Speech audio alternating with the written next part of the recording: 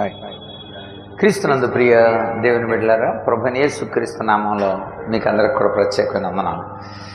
ఈనాటి మన ఈ ప్రత్యేక ఆత్మీయ సమ్మేళన కార్యక్రమంలో మనము ప్రత్యేకమైన అంశాలని మనం ధ్యానం చేస్తూ ఉన్నాం. మనం ప్రతి ఆదివారం మానసిక కోణంలో లేఖనాల్ని మనం ధ్యానిస్తూ వస్తున్నాం. అభ్యసనం అనే ఒక మంచి అంశాన్ని మనం తీసుకున్నాం. అభ్యసనం, లెర్నింగ్. సో ఈ అభ్యసనంలో ప్రధానమైన 4 భాగాలుగా దీన్ని విభజించుకున్నాం. అందులో ప్రిన్సిపల్ ఆఫ్ మోటివేషన్, ప్రేరణ సిద్ధాంతం, ప్రేరణ సిద్ధాంతం లేక నియమం. రెండవది అంటే నియమం అంటేనే మనకి స్పష్టమైన అర్థం.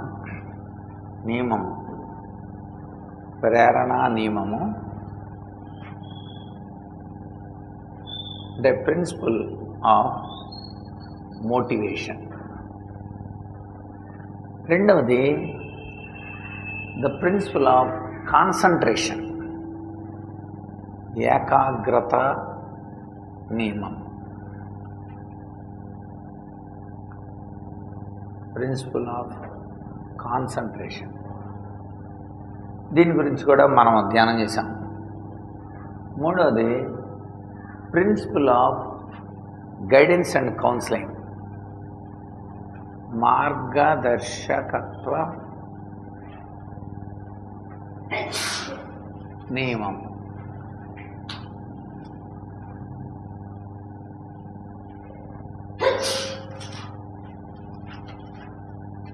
Principal of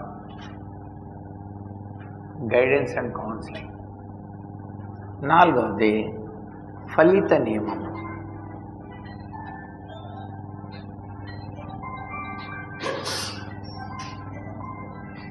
principal of result. So ఈ 4 విషయాల్ని మనము చక్కగా ధ్యానం చేసాం. ఫలిత నియమంలో ఉన్నాం. ఫలిత నియమంలో ఉన్నాం. ఈ ఫలిత నియమాన్ని మనం తెలుసుకోవాలంటే ప్రధానంగా మనము అభ్యసన సూత్రాలు తెలుసుకోవాలని అనుకున్నాం. అభ్యసన సూత్రాలు, అభ్యసన సూత్రాలు. ఈ అభ్యసన సూత్రాలని మనము తెలియటం కోసం అభ్యసనలో కొంతమంది శాస్త్రవేత్తలు ఎలాంటి ప్రయోగాలు చేశారో ఆ శాస్త్రవేత్తలు చెప్పిన ప్రయోగాల్ని మనము ధ్యానం చేసుకుంటూ బైబిల్లో అనేకమైన ఉదాహరణలతో మనం దాన్ని నిత్య జీవన కార్యాలకు వాటిని మనం అప్లై చేసుకొని మాదిరికరంగా ఉండడానికి అభ్యసన సూత్రాలు చెప్పిన వారిలో మొట్టమొదటిది మనము ధ్యానించిన వాళ్ళల్లో థార్న్డైక్.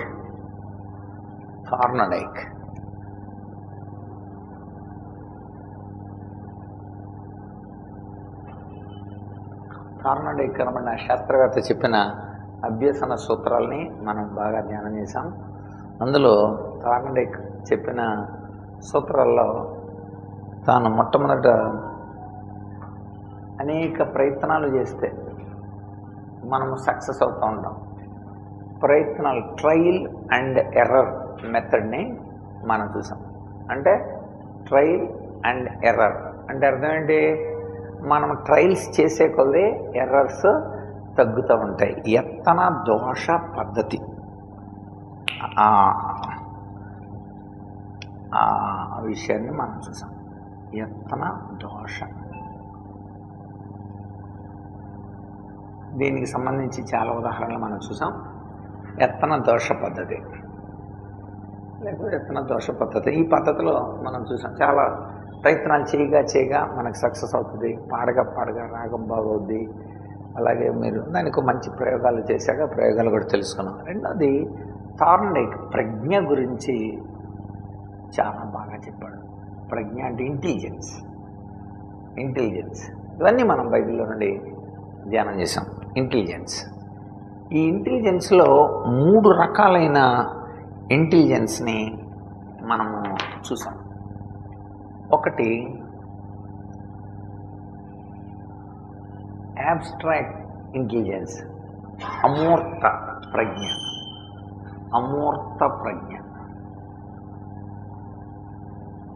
దీనికి ఉదాహరణ బైబిల్లో నుండి చక్కగా మనం ధ్యానం చేసాం.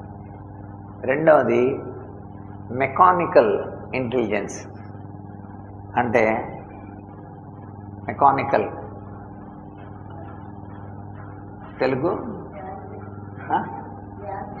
యాంత్రిక. ఓకే, యాంత్రిక ప్రజ్ఞ, దీన్ని మనం ధ్యానం చేసాం. మూడోది సాంఘిక ప్రజ్ఞ.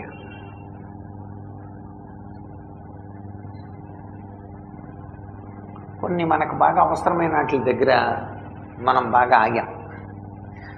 సో సాంఘిక ప్రజ్ఞ దగ్గర సంఘంతో మనం ఎలాంటి ఇంటెలిజెన్స్ కలిగి ఉండాలి అది తెలుసుకోవడానికి కోసం మనం సాంఘిక ప్రజ్ఞలో అపోస్తల కార్యాల్లో ఉన్న కనెక్షన్ థియరీని, సంఘాలతో ఎలా మాట్లాడారు వాళ్ళు ఆ రోజుల్లో అని మనం 2వ అధ్యాయంలో పేతురు గురించి, పేతురు ప్రసంగం,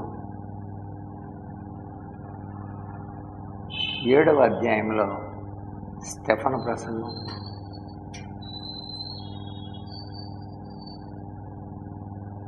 13వ అధ్యాయంలో పౌలు ప్రసంగం,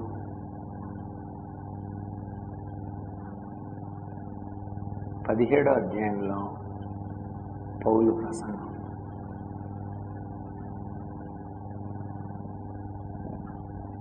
ఈ సాంఘిక ప్రజ్ఞలో మనము తెలుసుకున్నాము. దీన్ని కనెక్షన్ థియరీతో చూసాం మనం. కనెక్షన్ థియరీ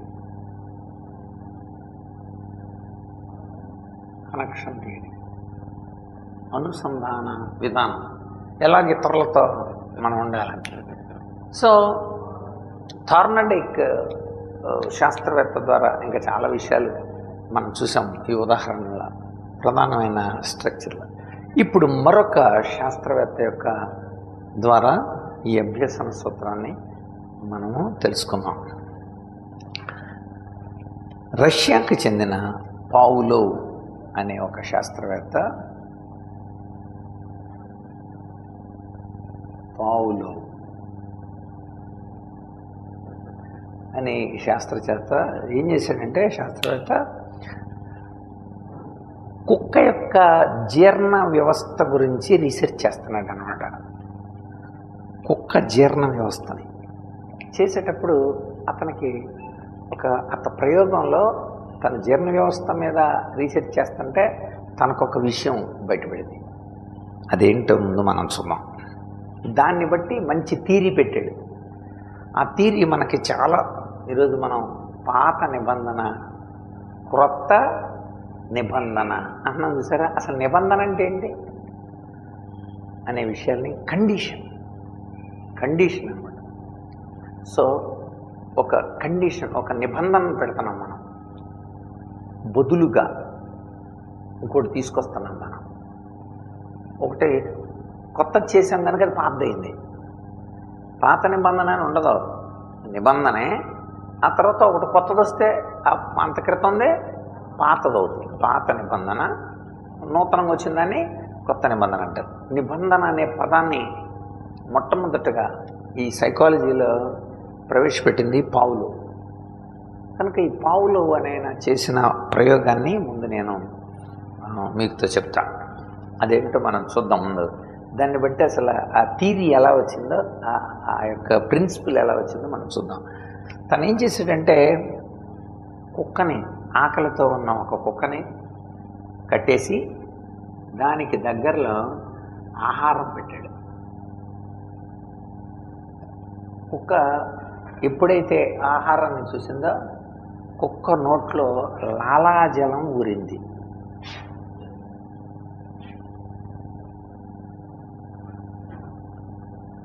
లాలాజలం ఊరింది. దీన్ని గమనించాడు. దీన్ని గమనించి దీనికి కొన్ని పేర్లు పెట్టాడు.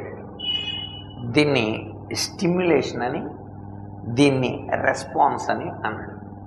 స్టిమ్యులేషన్ తెలుగులో ఉద్దీపన. ఉద్దీపన. లాలాజలం ఊరటం దీన్ని ప్రతిస్పందన, అంటే దానికి వచ్చిన ప్రతిస్పందన. నిమ్మకాయ గురించి అలా చెప్తున్నప్పుడు నోట్లో నీళ్లు ఊరుతాయి, అది ఉద్దీపన, ఇది ప్రతిస్పందన. ఆహారాన్ని చూసినప్పుడు మనకు కూడా నోట్లో ఊరుతాయి. సో అది ఉద్దీపన, ఇది ప్రతిస్పందన. రైట్. ఈసారి ఏం చేశాడంటే తాను ఈ భోజనం పెడుతున్నప్పుడు గంట కొడుతూ భోజనం పెట్టాడండి. అంటే సెకండ్ ఫేజ్లో తను చేసింది ఏంటంటే ఇక్కడ ఈ ఆహారంతో పాటు గంట పెట్టాడు.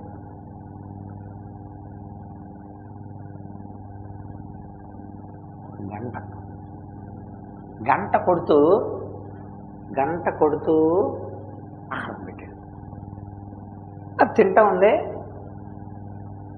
ఆహారాన్ని చూసి లాలాజలం కదా, గంట కొడుతూ కూడా దాంతో పెట్టాడు. అది బాగా అలవాటైన తర్వాత ఈసారి గంట ఒకటే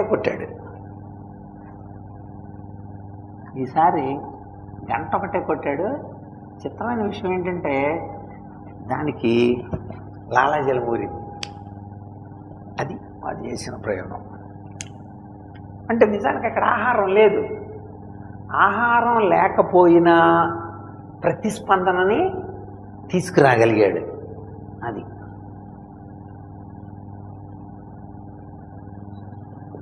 సో ఇది కండిషన్తో తీసుకొచ్చాము, కండిషన్తో. సో ఇక్కడ మీరు ఇది ప్రయోగం.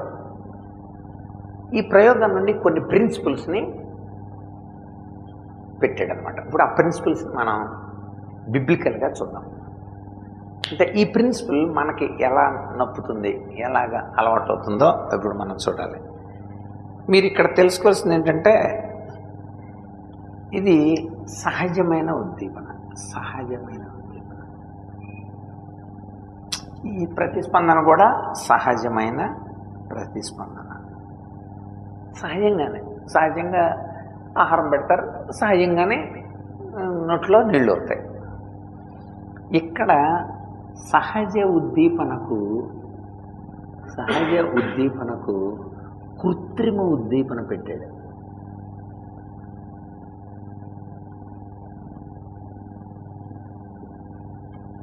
కృత్రిమమైంది పెట్టాడు. అంటే ఒక మెటీరియల్కి సంబంధించింది, అది ఫేక్, రియల్గా అది ఫుడ్ కాదు. ఫుడ్ కాని దాన్ని అక్కడ దానికి కలిపి పెట్టాడు, దాంతో జోడించి పెట్టాడు. నెక్స్ట్ దానిలో మీరు చూస్తే కృత్రిమ ఉద్దీపనకు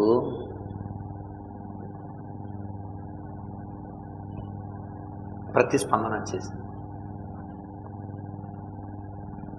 దీన్ని మీ ఇంగ్లీష్ వాళ్ళు ఎవరు రాసుకోవాలంటే ఇది natural stimulation, natural response, SR theory అంటారు. ఎస్ఆర్ థియరీ ఈ థార్న్డైక్ ఎస్ ఉంటుంది, ఆర్ ఉంటుంది. ఈ పావులోది ఓన్లీ ఎస్ మీద బేస్ చేసింది అనమాట. అంత స్టిమ్యులేషన్ మీదే ఆధారపడింది. థార్న్డైక్ చెప్పింది ఎస్ఆర్ థియరీ, పావులో చెప్పింది ఎస్ థియరీ. ఎస్ అంటే స్టిమ్యులేషన్ మీదే ఆధారపడింది, అంతా దాని మీద ఆధారపడింది. మేము బాగా కబుర్లు చెప్పాను అనుకోండి, మీరు బాగా ఇన్స్పిరేషన్ అయిపోతారు. మీకు మంచి ఇంకా మ్యాజిక్లు చేశాను అనుకోండి, మీరు బాగా ఫీడ్ అయిపోతారు. మీకు బాగా డబ్బులెక్కడం అలవాటు చేశాను అనుకోండి నేను, మీరు ఇంకా బాగా ఎంకరేజ్ అయిపోతారు. మీకు మంచి అది సహజ ఉద్దీపనకే సహజ ప్రతిస్పందన. కానీ అలా కాకుండా ఒక కృత్రిమమైన ఉద్దీపనని కలిపి దాన్ని ఆహారం లేకుండానే రెస్పాన్స్ అది వచ్చేలా చేశాడు. ఆహారం పెట్టకుండానే గంట కొట్టిన తర్వాత ఈసారి గంట కొడితేనే దాని ప్రతిస్పందన వచ్చేసింది. దీన్ని బట్టి కృత్రిమ ఉద్దీపనకి ప్రతిస్పందన వచ్చేస్తుంది. ఇప్పుడు దీన్ని చక్కగా ఎడ్యుకేషనాలిటీ బాగా అప్లై చేశారు, మన నిత్య జీవితానికి కూడా బాగా అప్లై చేశారు. స్కూల్స్లో వాళ్ళకి ప్రేయర్ స్టార్ట్ అవుతుంది అనుకోండి, సెకండ్ బెల్ కొడతారు. ప్రేయర్ ముందు సెకండ్ బెల్ కొడుతుంటారు. ప్రేయర్ అక్కడ మనకి కనపడట్లా, కానీ సెకండ్ బెల్ వినిపిస్తుంది. సెకండ్ బెల్ మనకి ఏం గుర్తు చేస్తుంది? ప్రేయర్ని గుర్తు చేస్తుంది. అది నిబంధన అంటే. అక్కడ అసలైనది లేకపోయినా అసలైన రిజల్ట్ని ఇవ్వగలిగితే దానిని నిబంధన అనండి అన్నాడు. అది దేవుడు మనల్ని నిబంధనా జనులు అన్నాడు. ఎందుకన్నాడు? దేవుడు ఇప్పుడు కనిపించట్లా, కానీ దేవుని మాట వినిపిస్తుంది. ఇందాకే ఒక చిన్న మీటింగ్ జరిగింది. ఆ మీటింగ్లో ఆయన ఇలా అన్నారు, దేవుడు కనిపించట్లేదే, గదిలో ఉన్నాడు. గదిలో ఉంటే దేవుడు ఉన్నాడు అని అనడానికి నువ్వు రుజువేంటి? మీరు తలుపు తడుతున్నారు. తలుపు తడుతున్నప్పుడు దేవుడు ఉన్నాడు అనటానికి రుజువేమి ఏమి కావాలి నీకు? లోపల నుండి మాట వినపడింది. మాట వినపడితే మీరేమనుకున్నారు? దేవుడు లోపల ఉన్నాడు అని ఉంది. నిజానికి ఆ దేవుడు కనపడ్డాడు. ఆ దేవుడి మాట మనకు వినపడుతుంది. ఆ మాట పేరే యేసుక్రీస్తు. కనుక దేవుడు ఉన్నాడు అని నువ్వు చూడలేవు అని నిరూపించేదేంటి? ఆయన మాట కదా. అర్థమైందండి? కనుక ఇక్కడ ఏంటంటే ఈ దానికి మనము బెల్లని కలిపి సెకండ్ బెల్, ఉదాహరణకి అక్కడ ఏదో ప్రమాదం ఉంది. ప్రమాదం ఉన్నప్పుడు అక్కడ రెడ్ బోర్డు పెట్టారు. రెడ్ అంటే ఏంటి అన్నమాట? మనకి డేంజర్ అని అర్థమైందండి? అక్కడ రెడ్ ఉందంటే అక్కడ విషయం ఏమీ మీకు కనబట్టలా, ఒక గుర్తు పెట్టారు అంతే.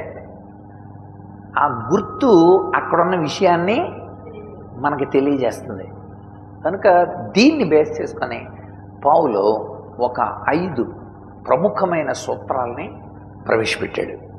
ప్రయోగం ఇది. ఈ కుక్క ప్రయోగం చాలా అన్నమాట. అంటే ఈ అన్నిటికీ స్టిమ్యులేషనే ముఖ్యం, 2 ఉండాలి అనే థార్న్డైక్ చేశాడు. అసలు స్టిమ్యులేషనే చాలా ప్రాముఖ్యమైనది అని చెప్పి ఇప్పుడు తను చెప్పిన 5 విషయాల్ని నేను క్లుప్తంగా చెప్తాను. దానికి ఉదాహరణలు మీరు జనరల్గా ఆలోచించగలగాల. ఇప్పుడు కొన్ని చోట్ల ఇప్పుడు ట్రాఫిక్ సిగ్నల్స్ ఉన్నాయి. అది ఏమంటారు తెలుసా? రోడ్డు నియమాలు, రోడ్డు నిబంధన నియమాలు, రోడ్డు రహదారి నిబంధన నియమాలు అంటే అర్థం ఏంటి? అక్కడ నీకు పోలీసు వాళ్ళు ఎవరో లేరు, అక్కడ మనుషులు ఎవరో లేరు. బట్ రెడ్ కనపడిందంటే నువ్వేం చేయాలి? ఆగిపోవాలంతే. తర్వాత ఎల్లో కనపడిందంటే ఏం చేయాలి? నువ్వు రెడీ అవ్వాలేక. గ్రీన్ కనపడిందంటే ఏంటి? బయలుదేరు. Stop, wait and go. అంతే. ఆగు, ఎదురు చూడు, ఒకసారి చూడు, దెన్ గో, అప్పుడు వెళ్ళు. అవి మనకు చెప్తున్నాయి ఏంటి? సింబల్స్ చెప్తున్నాయి.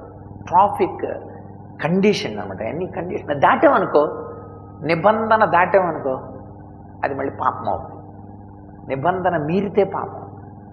కనుక హఠాత్ అంటే అర్థం అదే, గురి తప్పటం. గురి, మనకు ఒక గురి ఉంటుంది. హమర్షియాలజీ, పాపశాస్త్రం.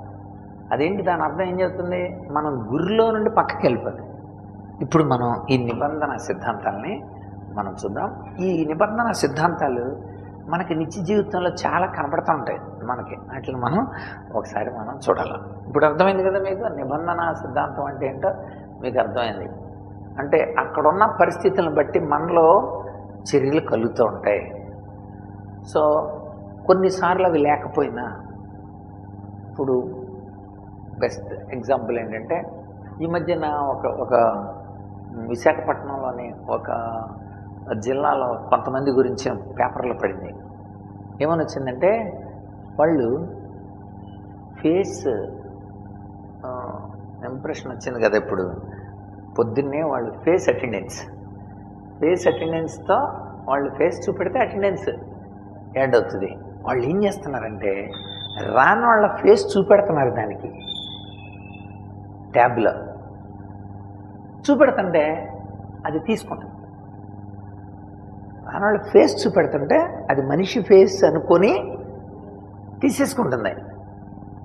ఓ ఈ గ్రామం వాళ్ళు ఇలా అది ఎవడో వీడియో తీసి పంపించాడు.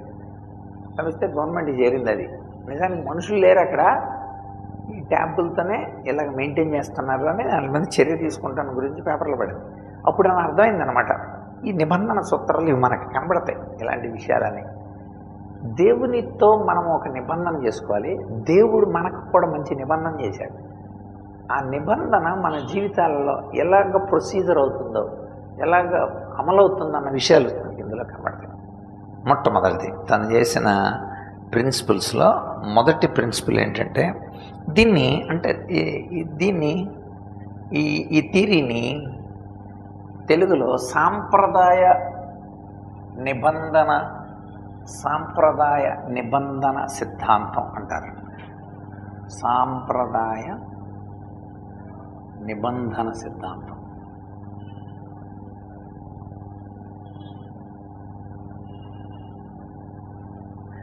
శాస్త్రీయ నిబంధన, మన అర్థం కావడం కోసం శాస్త్రీయ నిబంధన, ఇంగ్లీష్లో classical condition.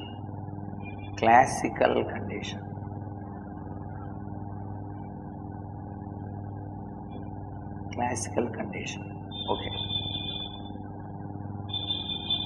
Classical condition. Okay, ఇప్పుడు మనం ఇందులోని విషయాల్ని మనం చూద్దాం. మొట్టమొదటిది the principles of condition, classical condition. ఈ యొక్క ప్రిన్సిపల్స్ ఏంటో తను ఏం చెప్పాడు అనేది Pavlov principles of condition.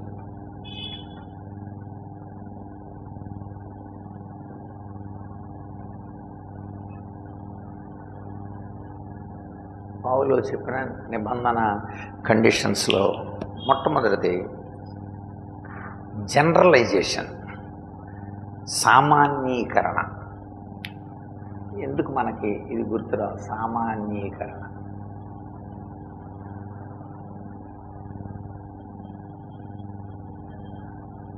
Generalisation.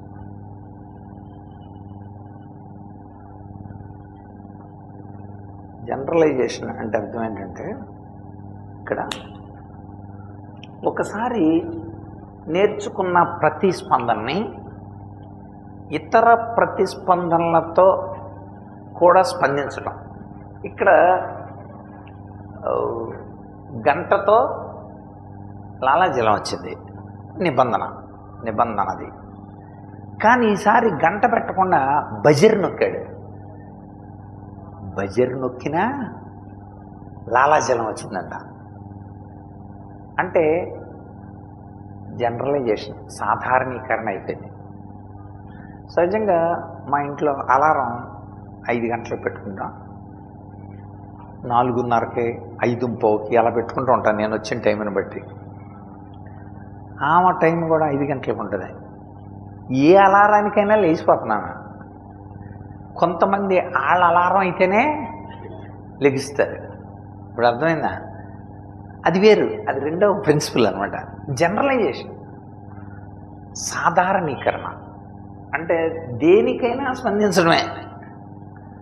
పర్టిక్యులర్గా ఒకళ్ళ విషయంలోనే స్పందిస్తారు, అది రెండవ సూత్రం. ఇది మొదటి సూత్రం అంటే దేనికైనా స్పందించడం. అది నోట్ చేసుకోండి, ఆ పదాన్ని నోట్ చేసుకోవాలి మనం. ఒకసారి నేర్చుకున్న ప్రతిస్పందన ఇతర సమాన సందర్భాలలో అన్వయించడం. అంటే ఒకసారి నేర్చుకున్నాం, దాన్ని అన్నిటికీ అన్వయం చేసుకుంటాం మనం. దీన్ని మనం చాలా విషయాలలో అమలు చేసుకోవచ్చు. ఇప్పుడు బైబిల్ చదవటం నేను బాగా అలవాటు చేసుకున్నా. దీన్ని ఇతర పుస్తకాలు చదవటానికి కూడా నేను జనరలైజేషన్ చేసుకున్నాను అనమాట. సో మీకు అర్థమైందా? ఆఫీస్కి క్రమంగా వెళ్ళటం, ఒక సిన్సియర్గా ఉండటం మీరు అలవాటు చేసుకుంటే మిగిలిన చోట్లకు కూడా వేరువేరుగా ఉండటం వేరు. కొంతమంది అక్కడ అలవాటైంది సార్ నాకు అని చెప్తుంటారు కొంతమంది. అంటే ఆ అలవాటు మిగిలిన అలవాట్లకి ఏమైందనమాట, సామాన్యీకరణ, జనరలైజేషన్ అయిపోయింది అది నీకు. సో నువ్వు ఒక నిర్ణీతమైన దానికి స్పందించావు, అలా కాకుండా ఇతరాట్లకి కూడా అలాగే స్పందించావు అనుకోండి, అది జనరలైజేషన్ కండిషన్ అన్నాడు. కొన్నిసార్లు అమ్మ నాన్న మాట, మా మాట తప్ప ఎవరి మాట వినొద్దు అని చెప్తుంటారు కదా వీడు, అది కండిషన్ అది. కానీ వాడు అమ్మ నాన్న మాటలే కాదు ఇతర మాటలు కూడా వాడు వింటున్నాడు అని అనుకోండి, దట్ ఈజ్ సామాన్యీకరణ. కనుక నువ్వు సామాన్యీకరణ ఏ రీతిగా సామాన్యీకరణ అయ్యావు అన్న విషయం మీద ఆధారపడింది. కనుక అందరి ఎడల కూడా నువ్వు అలాగ ఉన్నావని నేను నమ్ముతున్నాను.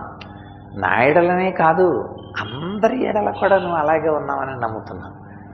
సో నా దగ్గర ఎలాంటి పరిచయం చేసావు, నీ సంఘంలో కూడా అలాగే చేసావని నమ్ముతున్నాను నేను. నా ఎడల ఎలాంటి ప్రేమ చూపెడుతున్నావో అదే ప్రేమ అందరి ఎడల కూడా నువ్వు చూపెడుతున్నావని నమ్ముతున్నాను. సో అది జనరలైజేషన్. ఈ జనరలైజేషన్ చాలా విషయాల్లో మనకు కూడా అవసరమే. అంటే ప్రిన్సిపల్స్ని అంటే నెగిటివ్గా పాజిటివ్గా కూడా మనం ఆలోచించుకోవాలన్నమాట. ఈ నిబంధన అయితే ఇజ్రాయేలీలు ఈ నిబంధనని తమ వ్యక్తిగత విషయాలకు వాడుకున్నారు. దేవునితో సంబంధాన్ని పెట్టుకున్నాడు దేవుడు ఇజ్రాయేలీలు అంతే. దేవుని మాటకి ఇజ్రాయేలీలు స్పందించాలి అంతే. దేవుడు తన పక్షంగా మోషేని పెట్టాడు. మోషే మాట ఇప్పుడు వాళ్ళు దేవుని పక్షంగా వినాలి. కానీ వాళ్ళు అన్యుల మాటలు విన్నారు. దాన్ని కూడా సాధారణంగానే తీసేసుకున్నారు. అక్కడ పొరపాటైంది. కనుక సాధారణీకరణ ఎక్కడ తీసుకోవాలి, ఏ విషయంలో జనరలైజేషన్ అవ్వాలి అన్న విషయం మనకు తెలియాలి. ఒక ఉదాహరణ మీకు చెప్తాను. బిలాం ఉన్నాడు. బిలాం ఎవరి మాట వినాలి? దేవుని మాట వినాలి. బిలాము ప్రజలందరికీ కూడా యేసుప్రభుని గురించి చెబుతూ ఏం చెప్పాడు? నక్షత్రం యాకోబులో ఉదయిస్తుంది అని చెప్పాడు. ఓకేనా? అదే బిలాము బాలాకు మాట విన్నాడు. బాలాకు పంపిన వాళ్ళతో, అంటే బిలాము ఒక ప్రవక్తగా తనకున్న ప్రొఫెషన్ని కాపాడుకోలేకపోయాడు. కనుక ఏమైంది? జనరలైజ్ అయిపోయాడు. చాలామంది జనరలైజ్ అయిపోతారు అన్నమాట అన్నిటికీ. ఈ జనరలైజ్ అవటం అనేది నెగిటివ్ విషయాల్లో జరగకూడదు. జనరలైజేషన్ ఈ కండిషన్ నెగిటివ్ విషయాల్లో, దేవునితో సంబంధం ఉన్నప్పుడు దేవునితోనే మనం ఉండాలి, అప్పుడు జనరలైజేషన్ అవ్వకూడదు. లోకంతో మీకు ఏంటి అని అన్నాడు కదా. అంచేత ఉదాహరణకి వేరే వాడు కూడా వచ్చి స్టిమ్యులేట్ చేస్తారు. మీరు గమనిస్తే బైబిల్లో ఒక చక్కని మాట ఉంటుంది. అదేంటంటే, నా గొర్రెలు నా స్వరం వినను అని అన్నాడు. అంటే అట్లా జనరల్గా వెళ్ళిపోవాయి. కాపరి స్వరాన్ని గుర్తుపడితే కేకేస్తే, ఆడు కేకేస్తేనే వెనక్కి వస్తాయి కదా. డిస్క్రిమినేషన్ అంటారు, దాన్ని విచక్షణ అంటారు. అది రెండవది. మొట్టమొదటిది కొట్టుకుపోయేవాళ్ళు, అన్నిట్లో సామాన్యంగా ఉండిపోయేవాళ్ళు, అన్నిటినీ కూడా ఒకే రకంగా సామాన్యంగా తీసుకునేవాళ్ళు. జనరలైజేషన్ అయిపోయిందండి, అది సాధారణం అయిపోయిందండి. అమ్మ మాట, బయటోడి మాట, అమ్మ మాట అందరినీ కామన్గా తీసేసుకుంటున్నాడండి, పర్టికులర్గా దాన్ని ఏం తీసుకోవట్లేదండి అని చెప్పే సందర్భాలు ఇవి. సామాన్యీకరణ. దేవుడు చెప్పిన దాన్ని దేవుడు చెప్పినట్టుగా, లేకపోతే మోషే చెప్పిన దాన్ని మోషే చెప్పినట్టుగా, ప్రజలు చెప్పిన దాన్ని ప్రజలు చెప్పినట్టుగా విచక్షణ అనేది రెండవది. అంచేత మీరు అక్కడ ఏం రాసుకోవాలంటే, ఒకసారి నేర్చుకున్న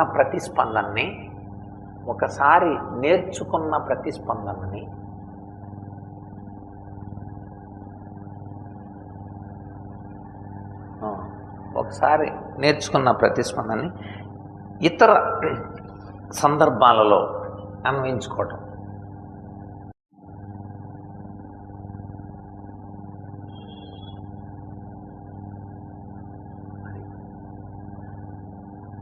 కనుక ఒకసారి నేర్చుకున్న ప్రతిస్పందనని ఇతర సందర్భాల్లో కూడా అలాగే అనుకున్నాను సార్ నేను, అందుకని అలా స్పందించాను నేను, అలాగే అనుకున్నాను సార్, అందుకోసమే నేను కూడా వెళ్ళిపోవాల్సి వచ్చిందండి, అలాగే అనుకున్నాను సార్. మరి సికమణ్ గారే సేవకుడు, సికమణ్ గారితో ఉండటం చూశాను నేను, అందుకోసం ఇతను కూడా అలాగే ఉన్నాడేమో, అప్పటి నుండి ఇలాగే ఉన్నాడేమో అని అనుకున్నాను సార్. సో అలాగా ఒకసారి నేను చూసిన దాన్ని అన్ని విషయాలకి అలాగే కూడా అన్ని సందర్భాల్లో కూడా వ్యక్తుల్ని కానీ పరిస్థితుల్ని కానీ అలాగే అనుకోవడాన్ని ఏమంటారు? సామాన్యీకరణ అని అంటారు. కనుక ఇక్కడ ప్రత్యేకంగా ఉండండి అని దేవుడు చెప్పాడు. కొరింథీయులకు రాసిన 2వ పత్రిక 6వ అధ్యాయం 14-15 వచనాల్లో, నేను వారిలో నివసించి సంచరింతును, నేను వారి దేవుడిని యందును, వారు నాకు ప్రజలే ఎందురు. అర్థమైంది? ఇంకెవరికి వాళ్ళు ప్రజలే ఉండరు. తర్వాత మీరు వారి మధ్య నుండి బయలువెడలి ప్రత్యేకంగా ఉండండి, ప్రత్యేకంగా ఉండండి, అపవిత్రమైన దానిని ముట్టకుడని ప్రభు సెలవిచ్చుచున్నాడు కదా, నేను మిమ్మల్ని చేర్చుకొందును, నేను మీకు తండ్రినే ఎందును, మీరు నాకు కుమారులను కుమార్తెను. చూసారు, ఇక్కడ చాలా స్పెషల్గా చెబుతున్నాను. జనరలైజేషన్ దేవుడి దగ్గర కుదరదండి. ఇక్కడ ఏమంటాడు? ప్రత్యేకంగా ఉండండి, మీరు వారి వలె ఉండకుడి అంటే అనమాట. పరిశీలన వారి వలె ఉండకుడి, జనరల్గా కలిసిపోకూడదు, మీరు ప్రత్యేకంగా ఉండండి, ప్రత్యేకంగా ఉన్నాను. మళ్ళీ తర్వాత మీరు రోమాపత్రికలో చూస్తే, రోమాపత్రిక చూడండి 12వ అధ్యాయం 2వ వచనం. రోమాపత్రిక 12వ అధ్యాయం 2వ వచనం ఏమనుంది అక్కడ?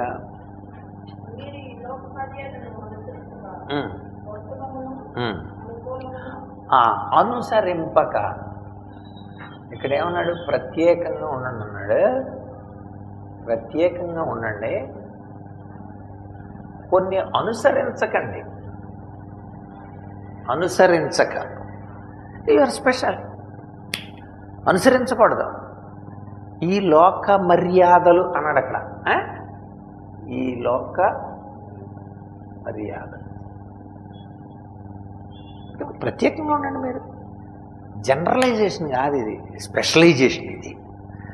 ప్రత్యేకింపబడిన ప్రజలు మీరు కదా. పేతురు కూడా అక్కడ 2:9 ఏమన్నాడు? పేతురు 2:9, మీరు చీకట్లో నుండి ఆశ్చర్యకరమైన వెలుగులోనికి మిమ్మల్ని పిలిచిన వాని గుణాతిశయములను ప్రచురం చేసేవాళ్ళు మీరు. ప్రత్యేకమైన వ్యక్తులు మీరు. కనుక నేను అక్కడ అలా గడిపాను కదా, ఇక్కడ కూడా అక్కడ అలా పాడాను కదా, ఇక్కడ కూడా అలాగ పాడతాను, అక్కడ అలా ఉన్నాను, ఇక్కడ అలా ఉంటానంటే కుదరదు. దైవభక్తి విషయంలో మనము ప్రత్యేకత కలిగి ఉండాలి. ఇది సామాన్యీకరణ. ఒకసారి నేర్చుకున్న ఆ యొక్క ప్రతిస్పందన అన్నిటికీ కూడా ప్రతిస్పందన కలిగించడం. నేను అలా అనుకున్నాను, దానికి కూడా లాలాజలం ఉరిపోతుంది అనమాట.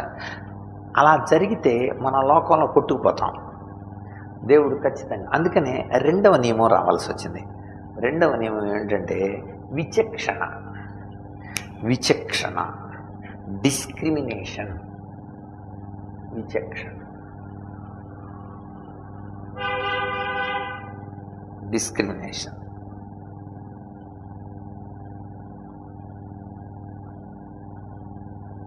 డిస్క్రిమినేషన్ అంటే ఏంటండి? ఒక పరిస్థితిని మరొక పరిస్థితిని గమనించి స్పందించడం. ఈ నిబంధనలో అది గంట బజిర, ఈ రెండింటి తేడాని గమనించండి. అంచేత గంట లేక బజిర, ఈ రెండింటికి మధ్యన ఏంటి కరెక్ట్, దాన్ని స్పందించాలి. అది విచక్షణ. అంటే మీకు ఇచ్చే ఉద్దీపన సరైందా కాదా అనేది తెలియాలి. దాన్ని బట్టి కండిషన్. అంటే అక్కడ మనకు తెలిసింది ఏంటంటే, ఒక పరిస్థితి మరొక పరిస్థితిని పోల్చగలగాలి.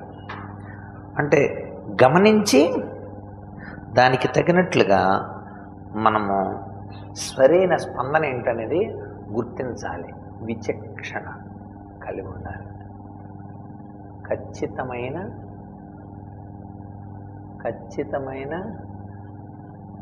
అది స్టిమ్యులేషన్, ఉద్దీపన. ఖచ్చితమైన ఉద్దీపన ఏంటి? అది నిజంగా గంటైనా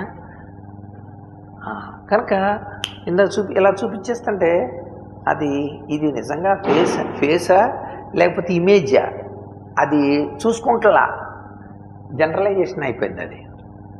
కానీ కొన్ని యాక్సెప్ట్ చెయ్యు, ఎందుకంటే ఇది జరుగుతుందనమాట, విచక్షణ కలగాలి.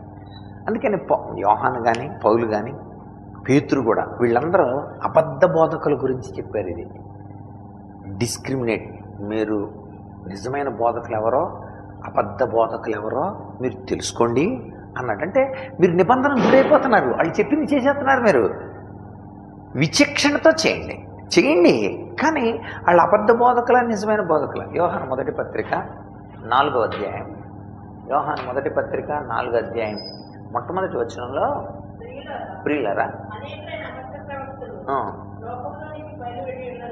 గనుక అది దేవుని సంబంధమైనవా, అది దైవ సంబంధమా కాదా,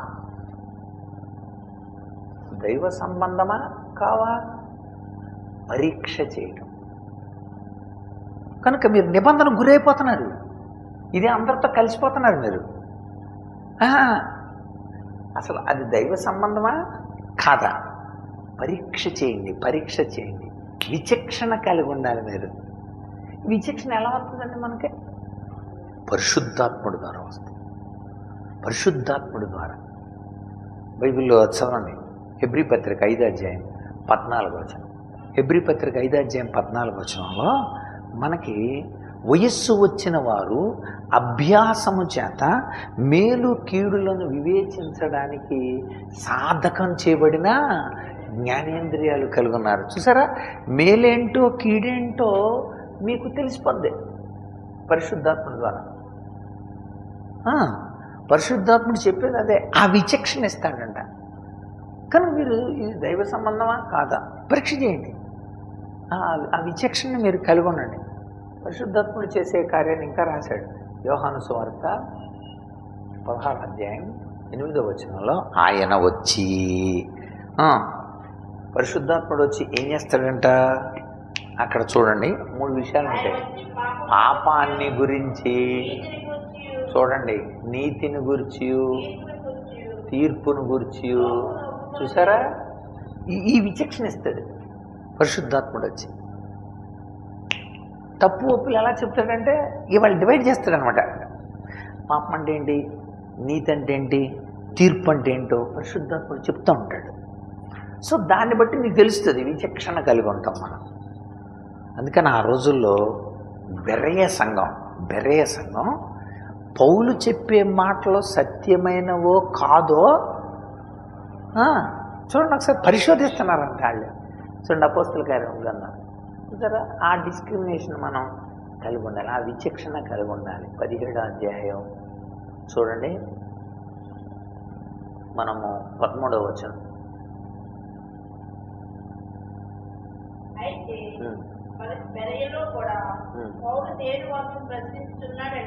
పదకొండు చదువు. వీరు తెస్సలోనిక వారి కంటే గనులు కనుక ఆసక్తితో వాక్యాన్ని అంగీకరించి పౌలు శీల చెప్పిన సంగతులు అలా ఉన్నవో లేదో ప్రతి దినమును లేఖనములను అది వాళ్ళు పరిశోధిస్తున్నారంట. కనుక మీరు పరిశోధించాలి, పరీక్ష చేయాలి. అందుచేత దైవ సంబంధమా పరిశోధించాలి.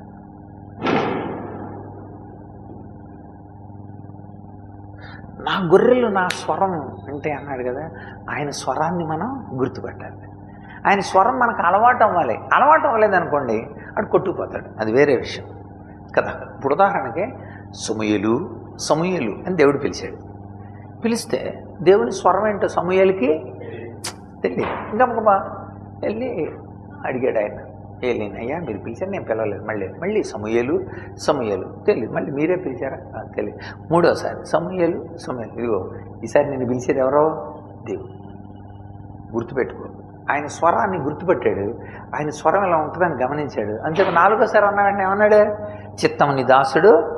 ఎన్నోసార్లు దేవుడు సమూయేలుతో మాట్లాడాడు.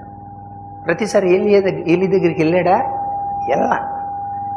ఆయన స్వరం సమూయేలుకు అలవాటైంది. దేవుని స్వరం గుర్తించాడు. విచక్షణ ఇతర స్వరాలకి దేవుని స్వరానికి మధ్య ఉన్న తేడాని గుర్తించాడు. మనం కూడా ఈ లేఖనమందు అలా ఉన్నదో లేదో పరీక్ష చేయాలి. మీరు పరీక్ష యోధాపత్రిక అంతా మొన్న అక్కడంతా అదే, అక్కడ చెప్పింది మనకి తేడా తెలుసుకొని ఈ డిస్క్రిమినేషన్, ఈ విచక్షణ మనకు ఉండాలి. కనుక నిబంధన చేసినప్పుడు సామాన్యీకరణ జరుగుతుందా? ఇప్పుడు ఈ సామాన్యీకరణ 2 రకాలుగా మనం అప్లై చేసుకోవచ్చు. ఒకటి, నిబంధన పరంగా మనము సామాన్యీకరణ అవ్వకూడదు. రెండవది, మంచి అలవాట్ల విషయంలో సామాన్యీకరణ మంచిదే. ఎలా అంటారు? ఉదాహరణకి అప్పుడు నేను ఆసక్తితో దీని మీద ఆసక్తి ఎక్కువ, ఈ ఆసక్తిని ఇతర పుస్తకాలకు కూడా నేను పెడుతున్నాను. అప్పుడు ఈ ఆసక్తి ఆ పుస్తకాల విషయంలో ఏమైంది? జనరలైజేషన్ అయింది. భక్తి, విశ్వాస, నీతి, దేవునికి మనకి ఉన్న నిబంధనల విషయంలో మాత్రం ఇప్పుడు జనరలైజేషన్ జరగకూడదు. కనుక దీన్ని మీరు పాజిటివ్, నెగిటివ్గా కూడా మనం తీసుకోవచ్చు. ప్రత్యేకంగా ఉండండి అనుసరి. ఇక రెండవది, గుర్తించండి విచక్షణత. మూడవ విషయం ఏంటంటే, ఒకవేళ మీరు నిబంధనకు, ఇప్పుడు కుక్కకు ఆహారం పెట్టారు, గంట కొట్టారు, రెండోసారి గంట కొట్టారు, లాలాజలం ఊరింది, భోజనం పెట్టారు. భోజనం పెట్టలేదనుకోండి, కార్యక్రమాలలో మీరు భోజనం పెట్టాల. పిల్లలకి టెస్ట్ పెట్టారు, టెస్ట్ వెరీ గుడ్, వచ్చే వారం ప్రైజ్ ఇస్తామన్నారు, ప్రైజులు ఇవ్వాల. నెక్స్ట్ టెస్ట్కి ఏమవుతాడు? పరీక్ష రాయడాడు. ఎందుకని? నిబంధన చెడింది. నిబంధన చెడిందని ఎలా తెలిసిందంటే, విరమణ కలుగుతుంది అభ్యసనంలో. మూడవది విరమణ.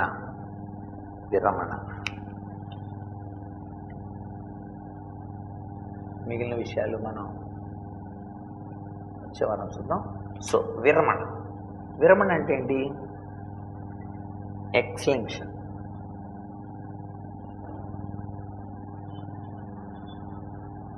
విరమణిక ఆడిక అందులో నుండి, అంటే దీని అర్థం ఏంటంటే, తగిన ప్రోత్సాహం ఇవ్వకపోతే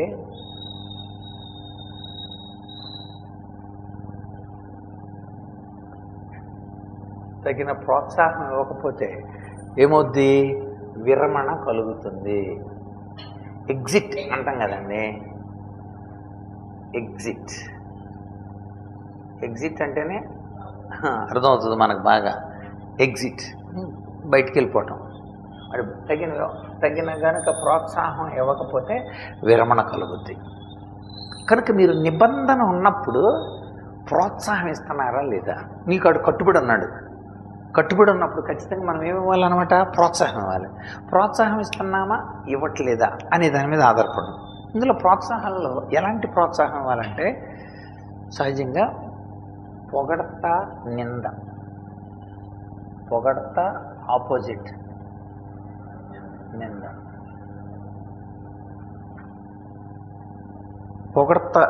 పొగిడారా, నిందించారా. 2, బహుమానము. బహుమానానికి వ్యతిరేకం ఏంటి? బహుమానం ఇవ్వటం, లేకపోతే బహుమానం ఇవ్వకపోవడం అంటారు. అవమానం. ఓకే, బహుమానం, అవమానం. Very good. కనుక మనం పొగడ్తిచ్చామా, నిందించామా, బహుమానం ఇచ్చామా, అవమానం చేసామా, సో దీన్ని బట్టి ఏమైపోద్ది అనమాట? ఎగ్జిట్ అయిపోతాడు. కానీ మీరు కండిషన్లో ఉన్నాడు, మీకు ఆడు కండిషన్లో ఉన్నప్పుడు ఖచ్చితంగా మీరు ఆ ప్రోత్సాహం ఇవ్వాలి, ఆ బహుమానం ఇవ్వాలి, ఆ పొగడ్త ఇవ్వాలి. కనుక ఖచ్చితంగా ప్రోత్సాహం వ్యతిరేకం ఏంటంటే నిరుత్సాహం. అది సార్, అందుకని రాజులు ఏం చేస్తారో తెలుసండి? ప్రోత్సహించడానికి కోసం ఒక బిరుదు పెడతారనమాట. ఒక బిరుదు పెడతారనమాట. కొన్ని చోట్ల ఏం చేస్తారు తెలుసా? ప్రోత్సాహానికి గుర్తుగా పదవి ఇస్తారు. అడికి ఆ లీడర్ ఇస్తారనమాట. లీడర్ ఇస్తే అటు చాలా బాధ్యత. అప్పుడేమిటి మనలో రీఇన్ఫోర్స్ కలుగుద్ది. అది తర్వాత సూత్రం. నువ్వు చేయకపోతే, తగిన ప్రోత్సాహం ఇవ్వకపోతే ఏమవుద్ది? విరమణ అయిపోద్ది. అందుచేత చాలామంది ప్రోత్సహింపబడ్డాడు. అపోస్తలుడైన పౌలు ఎంత బాగా ప్రోత్సహించాడండి. ఆయన శిష్యుల పేర్లను పక్కన రాసుకున్న అపోస్తలుడైన పౌలు ప్రోత్సహించిన శిష్యులలో మీకు తెలిసిన పేర్లు వరుసగా చెప్పండి. తిమోతి, చెప్పండి. తిమోతి, తీతు, ఎపఫ్రోదితు, ఎపఫ్రా, మార్కు, వీళ్ళంతా ప్రోత్సహింపబడ్డాడు. వీళ్ళంతా కూడా కలిసి పనిచేశాడు. ఎవరు? అకుల, ప్రిస్కిల్లా, అకుల కనుక తర్వాత కొరింథీకి పంపించాడు కదా. ఎవరిని? ఫిలెమోను అక్కడ స్థానికుగా ఇంకా తిరిగినాడు. ఏంతో పాటు తిరిగేది వీళ్ళంతా కూడా. తర్వాత అదేనండి, కొరింథీకి అపుల్లో, పౌలు వాడనా, అపుల్లో వాడనా. సో వీళ్ళందరూ కూడా పౌలు ద్వారా బాగా ప్రోత్సహింపబడినాళ్ళు. వెరీ గుడ్, నువ్వు బాగా చేస్తావు. వాళ్ళకి సంఘానికి రాసేటప్పుడు కూడా ఎంత బాగా చెప్తాడు తెలుసండి వాళ్ళ గురించి. సంఘానికి రాసేటప్పుడు అసలు అలాంటి వాళ్ళు నాకు ఎంత సేవ చేసాడు తెలుసా, నా ప్రాణానికి ప్రాణం తెలుసా, అలా ఉన్న విషయం. కనుక అదే నిందించాడు అనుకోండి, మళ్ళీ రాడు కదా. ప్రాణం పెట్టడానికి వచ్చేసాడు. ఎపఫ్రోదితు అయితే ప్రాణం పెట్టిన పౌలు జైల్లో ఉంటే జైల్లోకి వచ్చాడు. సంఘాన్ని కూడా అలా ప్రోత్సహించేవాడు పౌలు. ఆ ప్రోత్సాహం ఉండాలండి. అందుకనే అలాంటి బహుమానం ఇవ్వగలగాలి. అలాంటి పొగడతంటే ఇక్కడ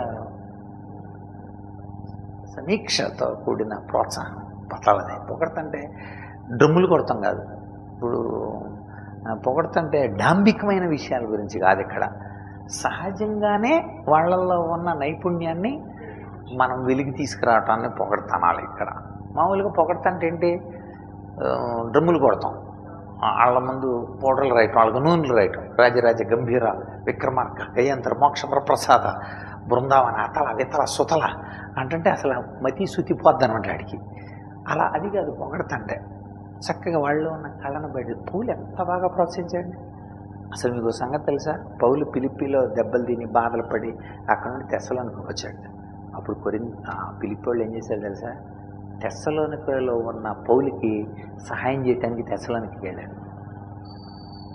ఆ తర్వాత పౌలు అక్కడ నుండి బెరేకి వెళ్ళాడు, బెరే నుండి ఏథెన్స్కి వెళ్ళాడు, ఏథెన్స్ నుండి కొరింథీకి వెళ్ళాడు. పౌలు కొరింథీలో ఉంటే ఈ ఫిలిప్పీ వాళ్ళు మళ్ళీ కొరింథీకి వెళ్ళి పౌలుకి సహాయం చేశారు. పౌలు మొదటి దండయాత్ర అయిపోయింది. పౌలు ఈసారి జైల్లో ఉన్నాడు. పౌలు జైల్లో ఉంటే ఇక్కడ నుండి ఎపఫ్రోదితుని ఆ జైలుకి పంపారు. అసలు చూసారా ఎంత ప్రోత్సాహం సంఘం పౌలుకి ఇచ్చింది, పౌలు సంఘానికి ఇచ్చింది. అక్కడ అందుకని 3 పోలికలు ఉంటాయి అక్కడ. 1 తల్లిలా, 2 తండ్రిలా, 3 సహోదరుల.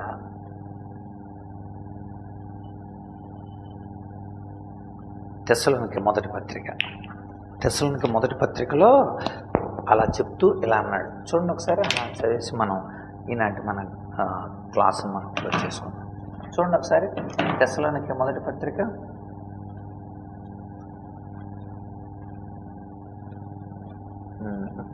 2వ అధ్యాయం.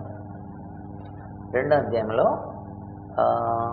7-8 వచనాలు చదవండి ముందు. చూసారా?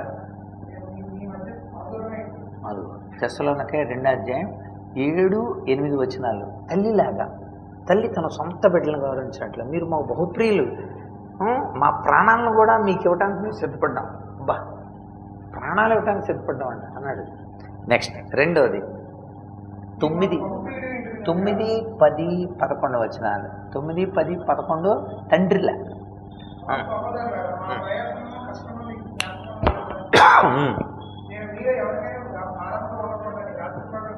రాత్రింబాళ్ళు మేము గుడారాలు కుట్టుకొని మేము బతికాం కదా, ప్రకటించాం కదా. ఎంత భక్తిగా, నీతిగా, విశ్వాసంగా ప్రవర్తించామో దేవుడు సాక్ష్యం.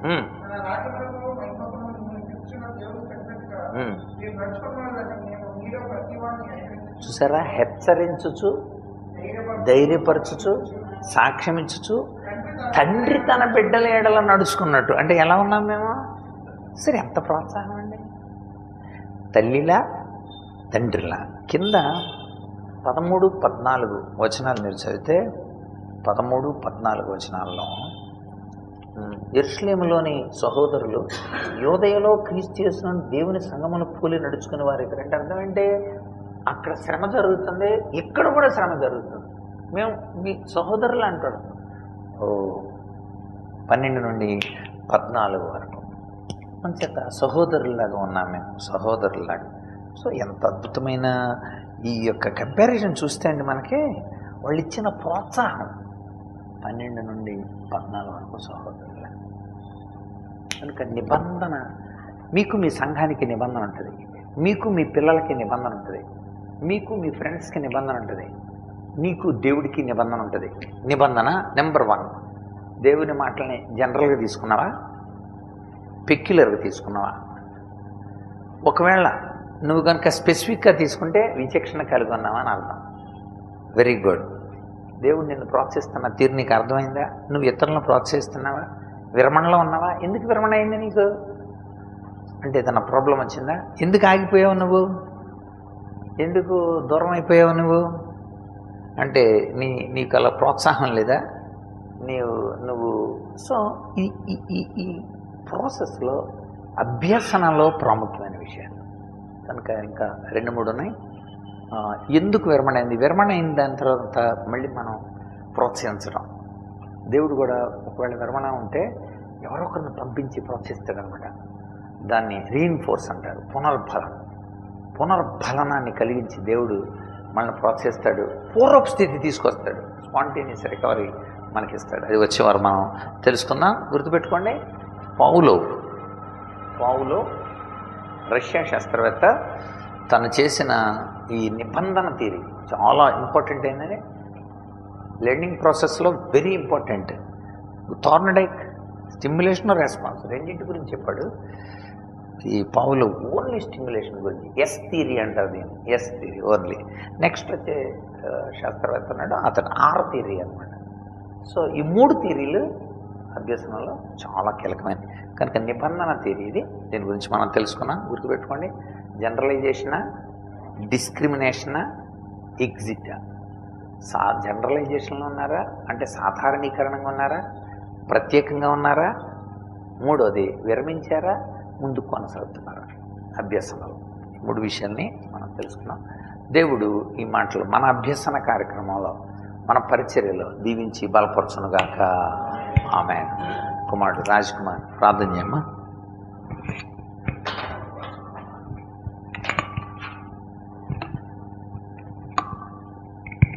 ప్రార్థన చేసుకుందాం. పరిశుద్ధుడా, ప్రేమ కలిగిన తండ్రి, ఈ సాయంత్రం కాల సమయంలో మరొకసారి ఈ ఆత్మీయ సమ్మేళనంలో మరికొద్ది నూతన విషయాలను నేర్చుకోవడానికి మీరు చూపిన కృపను బట్టి వందనాలయ్యా. మేము ఎలాంటి పరిస్థితిలో ఉన్నామో ఒకసారి ఈ దిన ధ్యానాంశం ద్వారా మేము నేర్చుకోవడానికి మీరు చూపిన కృపను బట్టి వందనాలు. చేరవచ్చిన నీ జనాంగం అంతటినీ దీవించండి. మరికొన్ని నూతన విషయాలు వచ్చే వారం నేర్చుకోవడానికి మీ కృప చూపించండి. రాబోయే రోజుల్లో ఇంకా నూతనమైన అధ్యయనంతో నేను ఆత్మీయంగా మేము బలపరచబడడానికి, అలాగనే మా సంఘాలను మరింత ఉన్నతమైన రీతిలో నడిపించడానికి మీ ఉన్నతమైన జ్ఞానంతో మమ్మల్ని నింపండి, మీరు నడిపించండి. మరొకసారి ఈ అధ్యయనాన్ని జరిగిస్తున్న సేవకులు వాల్సన్ గారిని మీరు దీవించండి. వారి పరిచయాన్ని మీరు దీవించి ఆశ్వతించి ప్రయాణాలన్నింటిలో మీ తోడు భద్రత ఉంచండి.